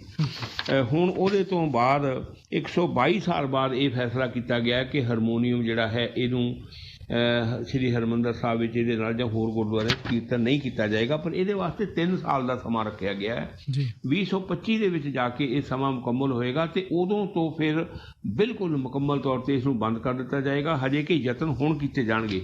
ਜਿਹੜੇ ਸ਼੍ਰੋਮਣੀ ਗੁਰਦੁਆਰਾ ਪ੍ਰਬੰਧਕ ਕਮੇਟੀ ਦੇ ਰਾਗੀ ਜਥੇ ਸ੍ਰੀ ਦਰਬਾਰ ਸਾਹਿਬ ਵਿੱਚ ਕੀਰਤਨ ਕਰਦੇ ਨੇ, ਉਹਨਾਂ ਦੇ ਵਿੱਚ 5-6 ਜਥੇ ਆਲਰੇਡੀ ਇਹੋ ਜਿਹੇ ਨੇ ਜਿਹੜੇ ਤੰਤੀ ਸਾਜ਼ਾਂ ਦੇ ਨਾਲ ਕੀਰਤਨ ਕਰਨਾ ਜਾਣਦੇ ਨੇ। ਬਾਕੀਆਂ ਨੂੰ ਸਿਖਾਇਆ ਜਾਏਗਾ। ਜਿਹੜੇ ਉਹਨਾਂ ਦੇ ਸੰਬੰਧਿਤ ਜਿਹੜੇ ਕਾਲਜ ਨੇ, ਟ੍ਰੇਨਿੰਗ ਕਾਲਜ ਨੇ, ਮਿਸ਼ਨਰੀ ਕਾਲਜ ਨੇ, ਉਹਨਾਂ ਦੇ ਵਿੱਚ ਇਹਦੀ ਸਿੱਖਿਆ ਦਾ ਪ੍ਰਬੰਧ ਕੀਤਾ ਜਾਏਗਾ ਅਤੇ ਉਸ ਤੋਂ ਬਾਅਦ ਜਿਹੜਾ ਹਾਰਮੋਨੀਅਮ ਹੈ ਉਸ ਨੂੰ ਬਾਹਰ ਕਰ ਦਿੱਤਾ ਜਾਏਗਾ। ਹਜੇ ਕਿ ਕੁਝ ਲੋਕਾਂ ਦੀ ਜਿਹੜੀ ਹੈ ਉਹ ਇਸ ਤਰ੍ਹਾਂ ਦੀ ਵੀ ਰਾਏ ਆ ਕਿ ਹਾਰਮੋਨੀਅਮ ਵਧੀਆ ਚੰਗਾ ਸਾਜ਼ ਹੈ, ਭਾਵੇਂ ਅੰਗਰੇਜ਼ਾਂ ਨੇ ਇਹਦੀ ਖੋਜ ਕੀਤੀ ਹੈ, ਪਰ ਇਸ ਦਾ ਜਿਹੜਾ ਪੱਕੇ ਤੌਰ 'ਤੇ ਇਸ ਨੂੰ ਬੰਦ ਨਹੀਂ ਕੀਤਾ ਜਾਣਾ ਚਾਹੀਦਾ। ਤੰਤੀ ਸਾਜ਼ਾਂ ਦੀ ਵਰਤੋਂ ਵੱਲ ਜ਼ਿਆਦਾ ਧਿਆਨ ਦਿੱਤਾ ਜਾਵੇ, ਪਰ ਇਸ ਨੂੰ ਵੀ ਪੱਕੇ ਤੌਰ 'ਤੇ ਬੰਦ ਨਾ ਕੀਤਾ ਜਾਵੇ, ਕਿਉਂਕਿ ਅਸੀਂ ਬਹੁਤ ਸਾਰੀਆਂ ਚੀਜ਼ਾਂ ਜਿਹੜੀਆਂ ਨੇ ਅੰਗਰੇਜ਼ਾਂ ਦੀਆਂ ਬਣਾਈਆਂ ਹੋਈਆਂ ਅੱਜ ਵਰਤ ਰਹੇ ਹਾਂ, ਉਹਨਾਂ ਤੋਂ ਬਗੈਰ ਸਾਡਾ ਗੁਜ਼ਾਰਾ ਨਹੀਂ। ਅਤੇ ਇਸ ਨਜ਼ਰੀਏ ਤੋਂ ਕਿਸੇ ਚੀਜ਼ ਨੂੰ ਰੱਦ ਕਰਨਾ ਜਾਂ ਅਪਣਾਉਣਾ ਠੀਕ ਨਹੀਂ ਕਿ ਇਹ ਬਾਹਰਲਿਆਂ ਨੇ ਬਣਾਇਆ ਅਤੇ ਇਹ ਘਰਦਿਆਂ ਨੇ ਬਣਾਇਆ, ਕਿਉਂਕਿ ਗੁਰੂ ਸਾਹਿਬ ਵੇਲੇ ਹਾਰਮੋਨੀਅਮ ਸੀ ਹੀ ਨਹੀਂ, ਅਤੇ ਇਸ ਕਰਕੇ ਉਹਨਾਂ ਨੇ ਉਸ ਵੇਲੇ ਹਾਰਮੋਨੀਅਮ ਨਾਲ ਕੀਰਤਨ ਕਿਵੇਂ ਕਰਨਾ ਸੀ। ਤਾਂ ਕੁਝ ਲੋਕਾਂ ਦੀ ਇਹ ਵੀ ਰਾਏ ਹੈ ਕਿ ਇਸ ਨੂੰ ਨਾ ਬੰਦ ਕੀਤਾ ਜਾਵੇ, ਪਰ ਸ਼੍ਰੀ ਅਕਾਲ ਤਖ਼ਤ ਸਾਹਿਬ ਦੇ ਜਥੇਦਾਰ ਅਤੇ SGPC ਦੇ ਪ੍ਰਧਾਨ ਇਹ ਫੈਸਲਾ ਕਰ ਚੁੱਕੇ ਨੇ। ਆਉਣ ਵਾਲੇ ਦਿਨਾਂ 'ਚ ਦੇਖਾਂਗੇ ਇਸ ਫੈਸਲੇ ਉੱਤੇ ਅਮਲ ਕਿਸ ਢੰਗ ਨਾਲ ਹੁੰਦਾ ਹੈ। ਸੰਧੂ ਸਾਹਿਬ, ਇਹ ਸਾਰੀਆਂ ਖਬਰਾਂ ਸਾਡੇ ਨਾਲ ਸਾਂਝੀਆਂ ਕਰਨ ਲਈ ਬਹੁਤ ਧੰਨਵਾਦ ਜੀ, ਅਤੇ ਕੱਲ੍ਹ ਫਿਰ ਗੱਲਬਾਤ ਹੋਏਗੀ। ਠੀਕ ਹੈ ਜੀ, ਧੰਨਵਾਦ।